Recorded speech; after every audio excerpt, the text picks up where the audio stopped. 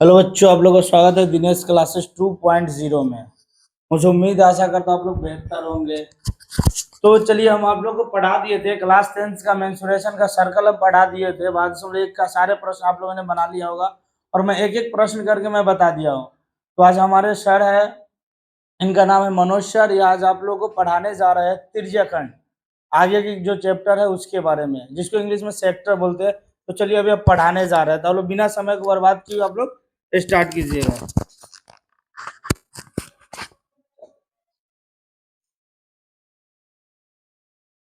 Class 10th का sector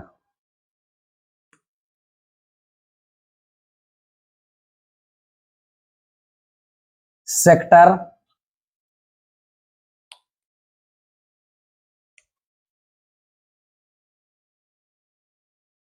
त्रिज्यखंड। सबसे पहले त्रिज्यखंड के बारे में जाने कि होता क्या है, सेक्टर क्या होता है। तो सेक्टर के बारे में कहा जाता है कि ये सर्कल का ही एक क्या होता है, पार्ट होता है। ये आपका सर्कल है, ये सर्कल है, और इस सर्कल के देखिएगा इस सेंटर हुआ, सेंटर को हमने ओ एज्यूम कर लिया, और ये इसका क्या है, कर्ड है। ये इसका कर्ड है और ये इसका रेडियस हुआ।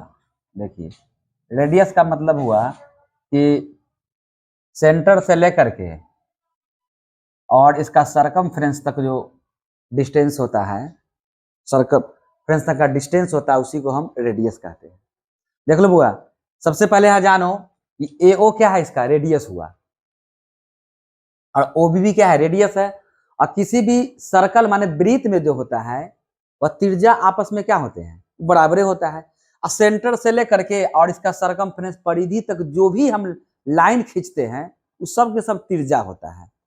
और अगर दो त्रिज्या जो है किसी कोण पर, किसी एंगल को लेकर के, किसी कोण को लेकर के एक एरिया बनाती है, जो एरिया बनेगा, ये पूरा जो एरिया देख रहे हैं आप, ये पूरा इसका सेक्टर कहलाता है। ये पूरा क्या है, सेक्टर है। ये पूरा का ना समझे, इसको समझिए मैं अब कहना क्या चाह रहा हूं। ये ओ केंद्र का क्या हुआ, सर्कल हुआ, एक वृत्त है। और इसकी जो ए ओ और ओ बी क्या है, ए ओ बराबर क्या है, ओ बी। इसको हम त्रिज्या कहते हैं, जिसको आर द्वारा रिप्रेजेंट किया जाता है। इसी को रेडियस बोला जाता है। R stand for radius, R stand for radius, समझ लो।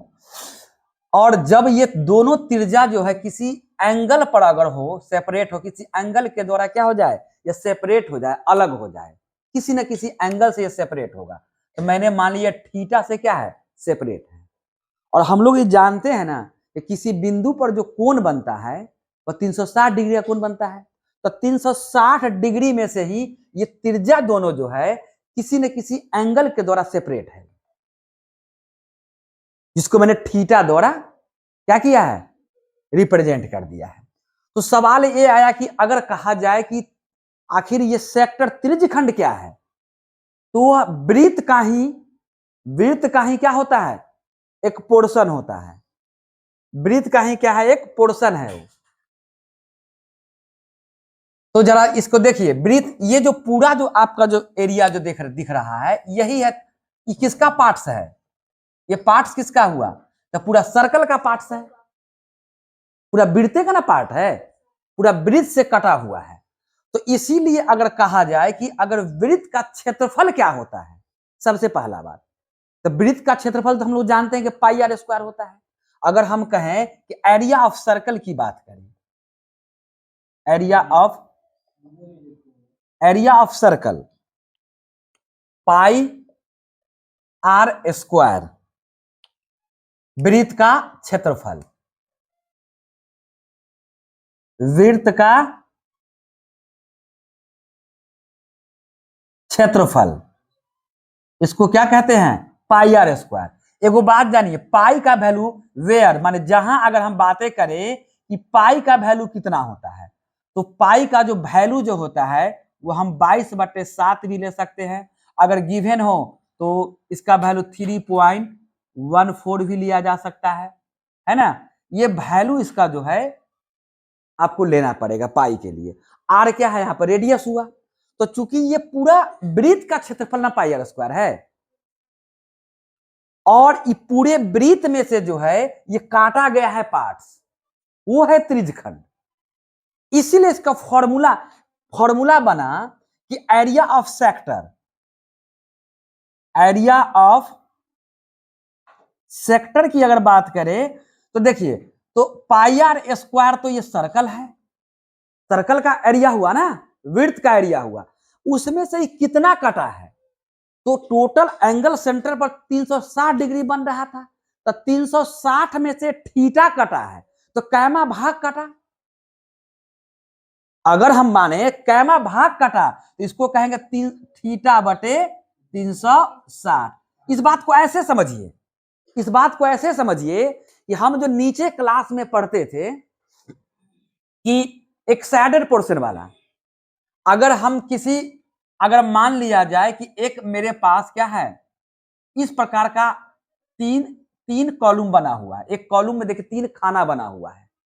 अगर हम एक खाना को अगर रंग देते थे तो कहते थे सैडेड पोर्शन का कितना % रंगा गया, तो इसके लिए हम 1/3 लिखते थे कि नहीं। मान टोटल नीचे और जो रंगा हुआ भाग ऊपर जाता था, तो वही बात यहां पर है। रंगा हुआ वाला भाग कितना है, थीटा हुआ, थीटा मैंने डाल दिया, और टोटल कितना है 360। ये पूरा जो एंगल बनाएगा कितना 360 का, तो वो 360 हमने यहां पर डाला। तो इसका मतलब कि इस सर्कल का कितना थीटा बाई 360 पार्ट जो है वह आपका क्या है, सेक्टर है, त्रिज्यखंड हुआ। इसलिए त्रिज्यखंड का क्षेत्रफल जो होता है वह कितना होता है, तो पाई आर स्क्वायर थीटा बटे 360 डिग्री। यहां पर थीटा जो होगा ना वो डिग्री में होगा, यहां थीटा कौन सी में होगा, हमेशा डिग्री में होगा, क्योंकि कोनों की माप जो होती है वह डिग्री में भी होता है, रेडियन में भी होता है, स्टेरेडियन में भी होता है। लेकिन हम लोग यहां पर थीटा की माप किसमें लेकर चलेंगे, तो डिग्री में होगा। जहां पर हम लिख सकते हैं कि थीटा क्या होगा, in degree, where theta in degree, जहां पर थीटा किसमें होगा, डिग्री में होगा। इस बात को भी ध्यान रखना है। तो कहा जाता है कि ये पूरा पोर्शन आपका त्रिज्यखंड हुआ। तो कभी कभी ऐसा बात आएगा कि आप बताइए कि ये जो पोर्शन देख रहे हैं, ये जो पोर्शन आप देख रहे हैं यहां से यहां तक वाला पोर्शन, इसको हम कहते हैं द लेंथ ऑफ आर्क, चाप की लंबाई, द लेंथ ऑफ आर्क। ये चाप की लंबाई है, लेकिन किसका चाप की लंबाई है, तो ये त्रिज्यखंड का है। ये जो आप देख रहे हैं सैडेड पोर्शन जो देख रहे हैं, ये जो रंगा हुआ वाला भाग जो देख रहे हैं, यही है आपका त्रिज्यखंड। तो अगर कहा जाए कि त्रिज्यखंड के चाप की लंबाई क्या होता है, तो आपको पता होना चाहिए कि अगर हम लेंथ की बात करें तो ये आता है सरकमफ्रेंस से कट रहा है, ये परिधि से निकल रहा है। किसे निकल रहा है, सरकमफ्रेंस, दैट मींस परिधि। ये एक लेंथ है, ये लंबाई है। क्या है, लंबाई है। अगर हम इस पूरे घेरा को कहते थे परिधि, सरकमफ्रेंस कहते थे ना। अगर ये पूरा बाउंड्री जो देख रहे हैं ऐसे घेरा हुआ है, ये सारा ये पूरा बाउंड्री जो देख रहे हैं, ये बाउंड्री को हम परिधि कहते हैं। अंग्रेजी में इसको सरकमफ्रेंस कहा जाता है। और इस सरकमफ्रेंस में से कितना काटा, तो इतना काटा। और यह पार्ट किसका है, तो त्रिज्यखंड का पार्ट है। इसीलिए इसको क्या कहा जाएगा, तो इसको कहा जाता है, देखिए, त्रिज्यखंड के चाप की लंबाई। क्या बोलेंगे, त्रिज्यखंड के चाप की लंबाई। समझिए इस बात को, त्रिज्यखंड के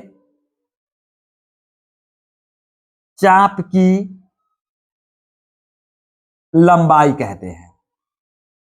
तो त्रिज्यखंड के चाप की लंबाई जो हुआ, the length of the arc of sector, इसको बोलेंगे अंग्रेजी में क्या बोलेंगे, द लेंथ ऑफ